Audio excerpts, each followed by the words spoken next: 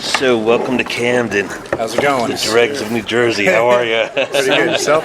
I'm doing good, man. Enjoying the heat. Yeah. You should have been here. We were at a Warped Tour here last weekend, last Friday.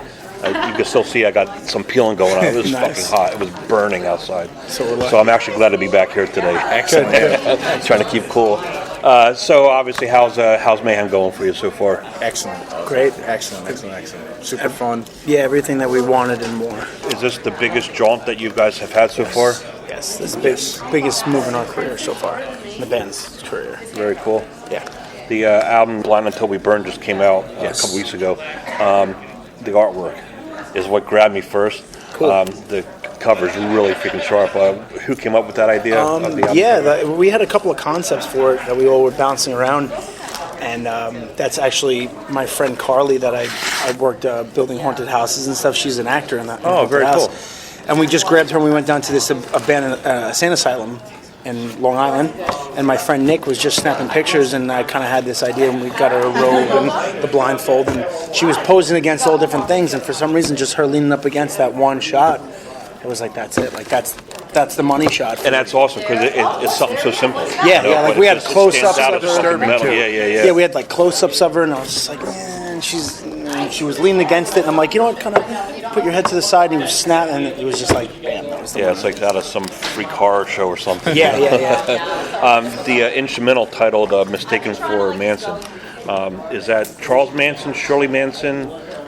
Who was that title for? I don't know if that was Shirley Manson from Garbage or Mistaken for Manson. It's actually kind of like you can mistake that song for almost like a Marilyn Manson type of like riff song that you would hear in like maybe like a House of a Thousand Corpses movie at the ending or the credits or something like that. Thinking about that, I could totally see that. Yeah. You know what I'm saying? Something like real, just like creepy and off-putting. Yeah, off-putting, and also like almost like a Charles Manson vibe. So Mistaken for Manson, because people can mistake that for some sort of a Manson riff. Like. Yeah, exactly. So Shirley Manson didn't play into that at all. If you could relate it to him, I thought it was your ode to Garbage or something, man. You know.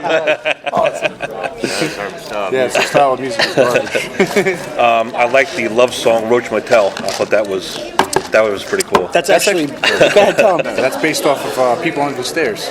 Okay. It Really follows cool. The plot because the guy's name is Roach, the kid. Yeah. And the whole story about the mother having cancer and all that crap. So that's actually based almost 100% on that. Yeah, if you read the lyrics to it, it actually tells the story. The story of People Under the Stairs. So obviously you're a big horror fan. Huge. Yes. Huge. Excellent. Yeah.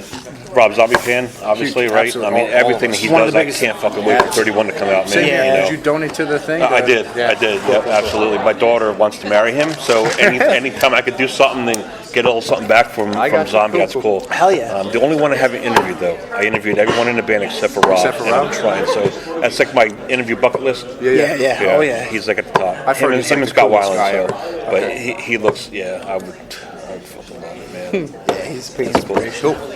KPM is a song that I really dig. It's got like a kind of funky opening to that.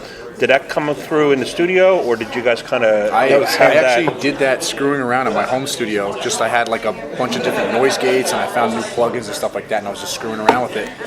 And we actually, when we went into the studio to actually record it, we played around with a couple other things, and that one actually sounded better. It was like recorded really crappy, and he just threw it back in. It was just a demo.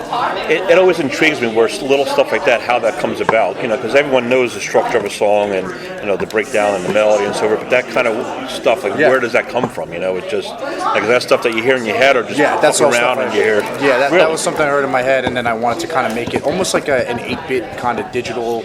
Old school Nintendo or kind of 60-bit, and just messing around with different plugins on the computer and with my amp and pedals and all that stuff, and it just kind of came through, and I played this riff that we had, and it worked. That's cool. The one song Slugworth.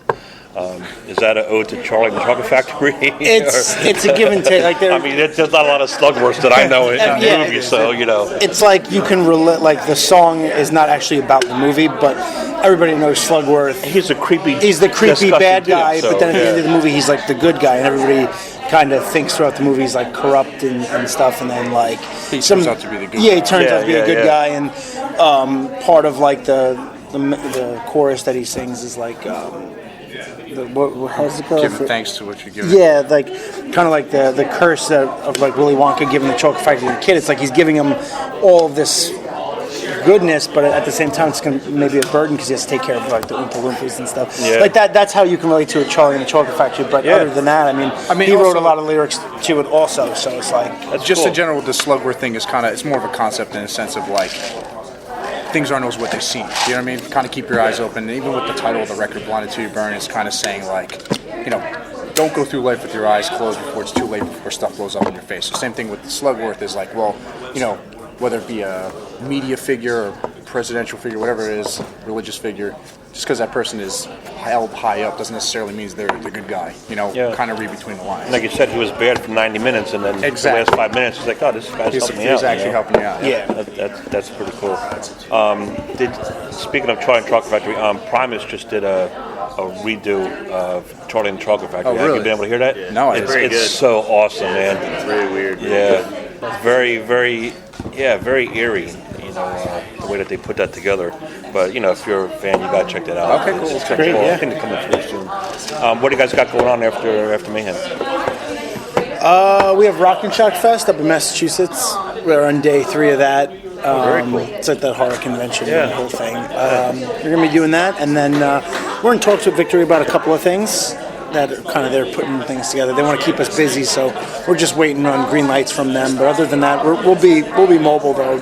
Absolutely. Well, that's cool because after coming off something like this, you don't want to sit around the house for a while. definitely You not. No, you take that little bit of time home, to refresh yourself. But they want to keep us, going with the album out and stuff. So. Do you guys handle the meet and greets and so forth after every set or before every set?